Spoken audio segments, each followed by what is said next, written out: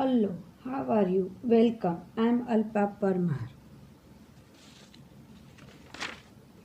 Today's our topic is variation of conductivity and molar conductivity with concentration. चलो ये देखते हैं वेरिएशन ऑफ कंडक्टिविटी। अब हम कोई सॉल्यूशन की कंडक्टिविटी देखते हैं लेते हैं तो उसमें क्या वेरिएशन आता है। मोलर कंडक्टिविटी में भी क्या आता है जब कॉन्सेंट्रेशन चेंज करते हैं। तो we know both conductivity and molar conductivity change with the concentration of electrolyte. जब इलेक्ट्रोलाइट चेंज होता है तो उसका कॉन्सेंट्रेशन चेंज होता है। Conductivity always decrease with decrease in concentration. वो अगर कॉन्सेंट्रेशन चेंज होगा डिक्रीज होगा तो मोल कॉन्सेंट्रेशन चेंज होगा तो कंडक्टिविटी भी चेंज होगी। तो कंडक्टिविटी डिक्रीज कब होगी जब कॉन्सेंट्रेशन डिक्रीज होगा, मतलब कॉन्सेंट्रेशन कम होगा। जैसे मैंने यहाँ पे एक बीकर लिया है, यहाँ पे मैंने NaCl यहाँ पे लेवल 1 ले लूँ, इतना वाटर लिया, यहाँ NaCl मैंने डाइल्यूट किया, NaCl डाइल्यूट किया तो यहाँ पे 1 2 3 4 Na और ये 1 2 3 4 Cl है। तो यहाँ Na और Cl 4 है। अब जैसे ही मैं इसमें पानी का लेवल बढ़ा दूँ, पानी थोड़ा और डाल दूँ, तो अब क्या होगा, तो अब ये 4 Na और 4 Cl है, पॉजिटिव आयन और नेगेटिव आयन है, वो पूरी मतलब यहाँ लेवल 2 और या तो मैंने ज़्यादा पानी जो भरा है उसमें वो घूमेंगे। तो मान लो यहाँ पे मतलब मुझे जो इस एरिया तक मतलब एक जो मैंने एरिया एक किया है उस एरिया में ये Na और Cl के जो पार्टिकल है पॉजिटिव नेगेटिव आयन से वो मिलने की संभावना बहुत कम है। सो इसका जब हम कॉन्सेंट्रेशन डाइल्यूट करते हैं तो उसकी कंडक्टिविटी भी डिक्रीज होती है। सो उसमें ये यूनिट जो मैंने तय किया उसमें उसको मिलना बहुत कम है। तो हम इसलिए हम कहते हैं कि जब कॉन्सेंट्रेशन डिक्रीज होगा तो हमारी कंडक्टिविटी पर डिक्रीज होगा।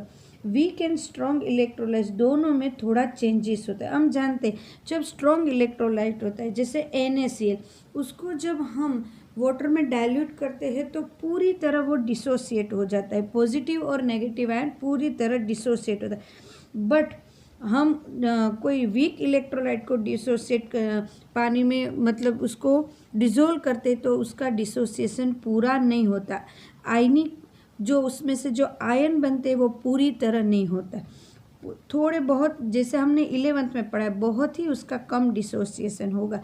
तो जब कॉन्सेंट्रेशन चेंज होता है साथ में उसका जो हम ले रहे हैं आयन्स जो ले रहे हैं वो भी अगर स्ट्रॉन्ग और वीक है तो उसके साथ भी उसकी कंडक्टिविटी चेंज होते। तो इसको आज हमें देखना है। जैसे कि हम देखते हैं कि conductivity of a solution of any given concentration is to conductance of 1 unit volume of solution के between 2 platinum electrode with unit area of cross section at a distance of unit length. हम जानते हैं जब हम conductivity find करते हैं तो एक डिस्टेंस तय किया हुआ है हमारा, उस डिस्टेंस के बीच का ही करते हैं। उस एरिया को भी हमने पहले से ही तय करके रखा कि इतने एरिया में कंडक्टिविटी कितनी मिलेगी, इतने एरिया में कितने पॉजिटिव आयन हैं और कितने नेगेटिव आयन हैं। जैसे ये मैंने करके तो इतने में जो पॉजिटिव और नेगेटिव आयन है उसकी कंडक्टिविटी फाइंड करनी है।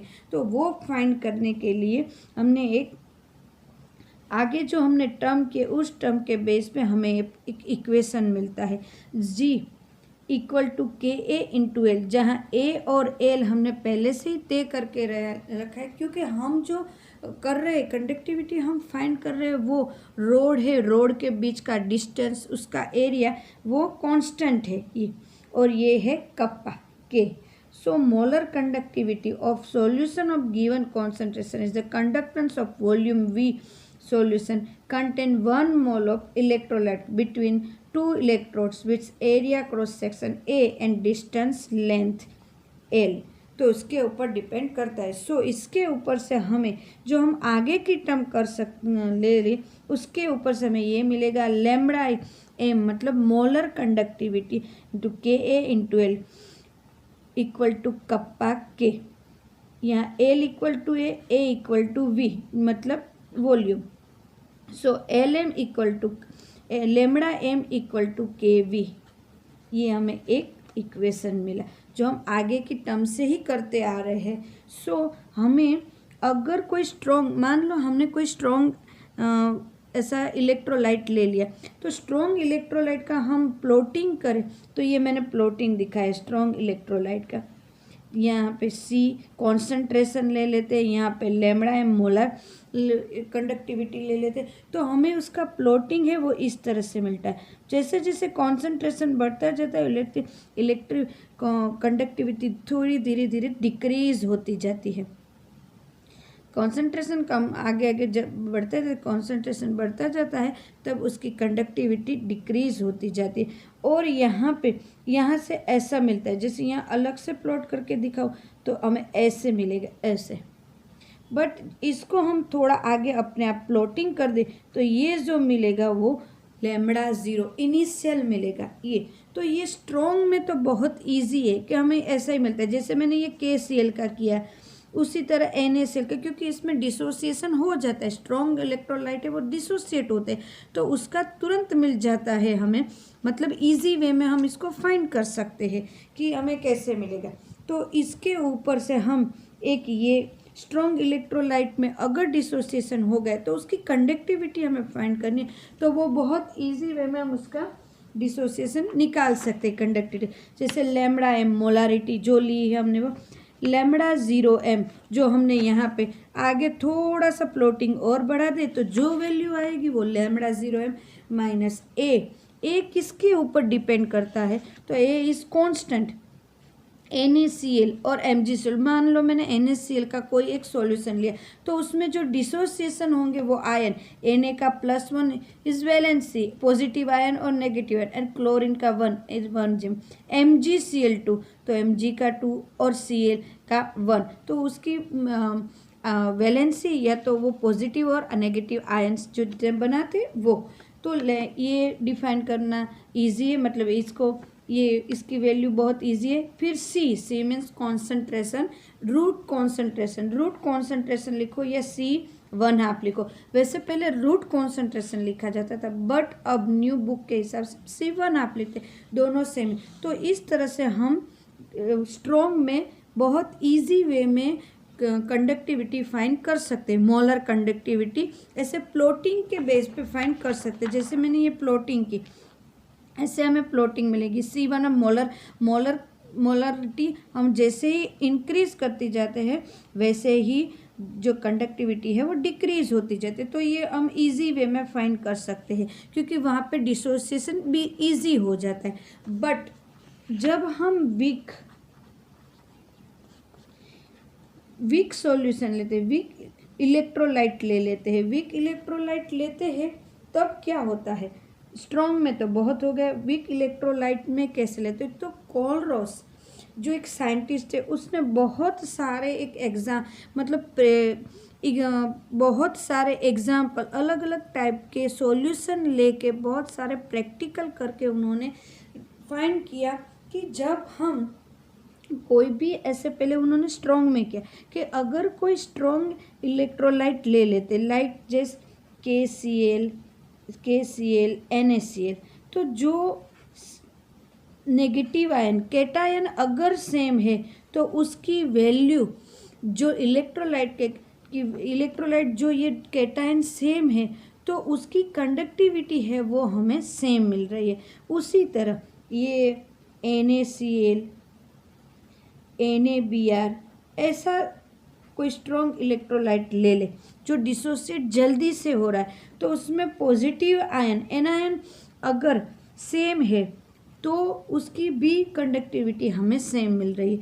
तो उसके ऊपर से उन्होंने फाइंड किया कि यहाँ पे जैसे मैं एक दो एग्जांपल दे देते हैं, जैसे यहाँ पे KCl NaCl और KBr NaBr, तो इनका देखो लास्ट में हम देखें तो इसकी वैल्यू जो मिली कंडक्टिविटी की वो हमें सेम मिल रही है, मतलब एक आयन सेम है और दूसरा आयन अगर चेंज है तो कंडक्टिविटी सेम होती है। डिसोसिएशन स्ट्रॉन्ग में देखें तो ये लैम्बडा एम के I initial lambda initial N A I, तो यहाँ पे आई आई सेम है, मतलब नेगेटिव आयन सेम है तो भी उनकी सेम मिल रही है। यहाँ पे सी एल आयन सेम है, यहाँ पे बी आर सेम है तो इनकी सेम कंडक्टिविटी मिल रही है। उसी बेस पे उन्होंने एक अपना लॉ दिया जिस नॉन इज कोलरॉस लॉ। लॉ इस तरह से था, द स्ट्रॉन्ग लॉ कुछ इस तरह से है, that limiting molar conductivity of an electrolyte can be represented as the sum of the individual contribution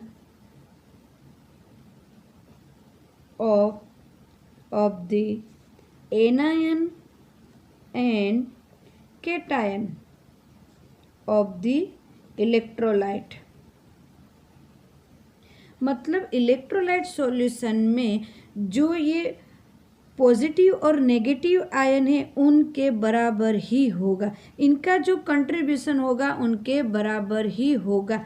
ये हमारा जैसे एक lambda M initial M NaCl का ले तो Na प्लस और Cl माइनस, मतलब उसका डिसोसिएशन जो हुआ Na प्लस और Cl माइनस में, तो उसकी जो कंडक्टिविटी होगी उसका जो एडिशन होगा वही हमारा इनिशियल एम मतलब लैम्बडा एम होगा, Na से कंडक्टिविटी होगा। उसके बेस पे उसने एक कॉमन इक्वेशन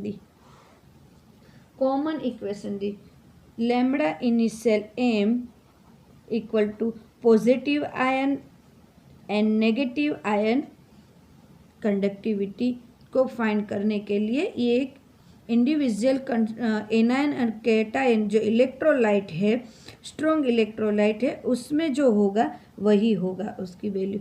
तो ये तो रहा स्ट्रॉन्ग में, बट वीक में कैसे करें तो क्या, हाँ वीक में भी ये हो सकता है, जैसे कि लैम्बडा 0 CH3COOH ये वीक सॉल्यूशन है, तो इसमें एनायन और कैटायन बहुत कम डाइल्यूट होते हैं, मतलब डिसोसिएशन होता नहीं है, पूरा डिसोसिएशन नहीं होता, तो उसका आएगा लैम्बडा 0 CH3COO माइनस और लैम्बडा 0 H प्लस। तो उसमें भी उन्होंने देखा कि वीक में भी ऐसा कर सकते हैं, जैसे स्ट्रॉन्ग में कर सकते, उसी तरह वीक में भी इंडिविजुअल आयन का कंडक्टिविटी ले सकते हैं और उसकी पूरे सॉल्यूशन की कंडक्टिविटी फाइंड कर सकते हैं।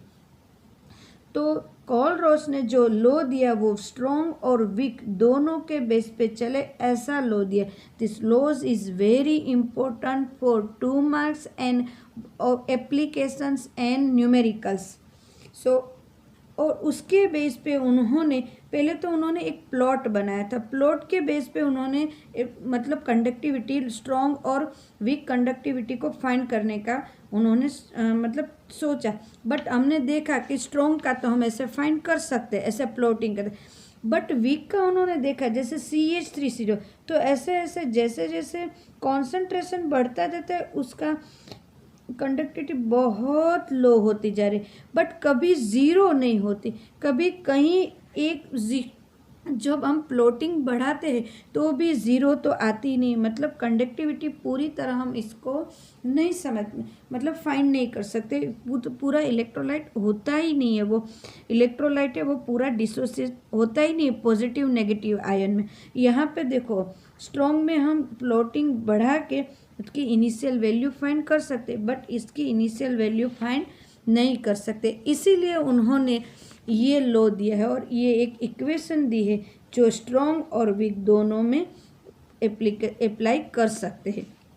उनकी एप्लीकेशन है वो 2 मार्क्स में पूछे जाते हैं। एप्लीकेशन बहुत इम्पोर्टेंट, एप्लीकेशन के बेस पे उन्होंने एक कांस्टेंट दिया है कि बहुत सारे प्रैक्टिकल के बाद एक कांस्टेंट हम ये कंडक्टिविटी का कांस्टेंट ले सकते हैं। Conductivity constant lambda equal to lambda M upon initial lambda M, मतलब इनिशियल जो हम प्लॉटिंग करके जो ज़ीरो लेते हैं वो, और लैम्बडा एम जो हमने प्लॉटिंग करके फाइंड किया है वो। सो के ए इसके ऊपर से आगे की टर्म से ले सकते हैं, के ए इनको constant C infinitive square upon 1 minus infinitive C lambda की जगह मतलब इन्फिनिटी ए की जगह हम ये लिख सकते हैं lambda M square upon lambda initial square M zero 1 minus lambda M upon lambda initial M equal to C lambda molarity M square lambda zero M minus lambda M. तो ये लेसे ये फर्स्ट मतलब थी हमारी कि जो weak electrolyte like acetic acid या कोई भी लेगो, it's possible to determine the value of dissociation constant जो उन्होंने लिया है कांस्टेंट के ऊपर से इनिशियल लैम्बडा एम और लैम्बडा एट फाइंड कर सकते हैं और कॉन्सेंट्रेशन सी भी फाइंड कर सकते हैं। तो ये फर्स्ट एप्लीकेशन थी। और सेकंड एप्लीकेशन ये है independent migration of ion. Independent migration हम इसको फाइंड कैलकुलेट जैसे कि लैम्बडा इनिशियल एम इलेक्ट्रोलाइट का ले सकते हैं, उसी तरह माइग्रेशन ऑफ आयंस का लेके हम उसको इंडिविजुअल आयंस का भी फाइंड कर सकते हैं। इस 2 application 1 and 2 this low is very important. कोलरॉस ने जो लो दिया वो वीक और स्ट्रॉन्ग दोनों के बेस पे चल सके ऐसा लो दिया।